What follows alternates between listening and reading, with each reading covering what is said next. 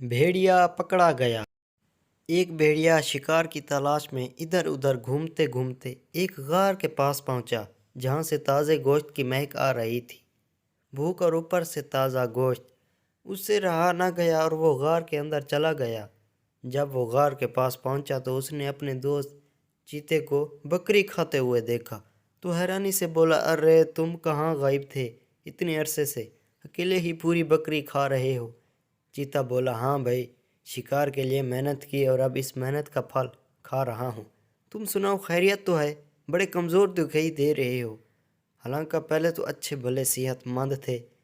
भेड़िए ने कहा, क्या बताऊँ, तुम तो आसानी से शिकार करके खा लेते हो, मगर मुझे काफ़ी परेशानी होती है।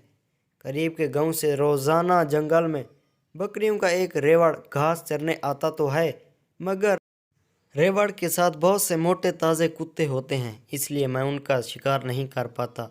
चीते भाई, तुम मुझे कोई आइडिया दो कि मैं किस तरह इन बकरियों का शिकार करूं और वापस पहले जैसी सेहत बना सकूं। चीते ने कहा, मेरे जहन में एक आइडिया है।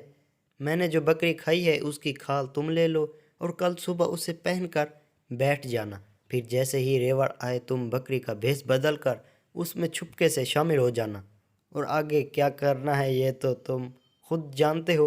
समझ गया चीते भाई, क्या आइडिया दिया है, वाह। चीते का शुक्रिया अदा करते हुए भेड़िए ने वहाँ से खाल उठाई और रुखसत हो गया।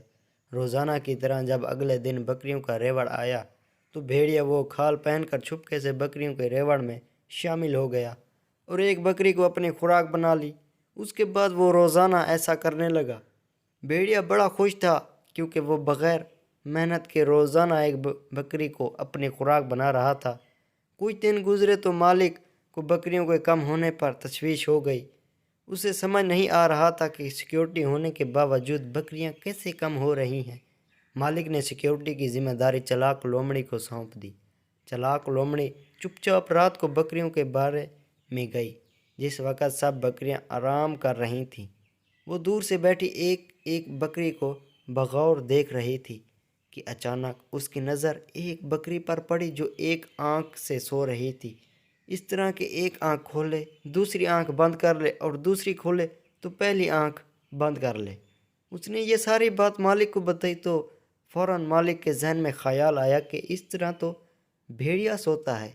उसने फ़ौरन अपने अमले की मदद से धोखेबाज भेड़िए को पकड़ लिया। झूठ बोलकर, धोखा देकर हम आर्जी तौर पर तो खुशी हासिल कर सकते हैं, मगर याद रखें कि झूठ जल्द या कुछ देर में सामने आ ही जाता है और फिर आपके पास पछतावे के सिवा कुछ नहीं बचता। भेड़िए की इस कहानी से सबक हासिल करें और पक्का इरादा कर लें कि कुछ भी हो जाए हमेशा सच ही बोलना है, कभी किसी को धोखा नहीं देना है।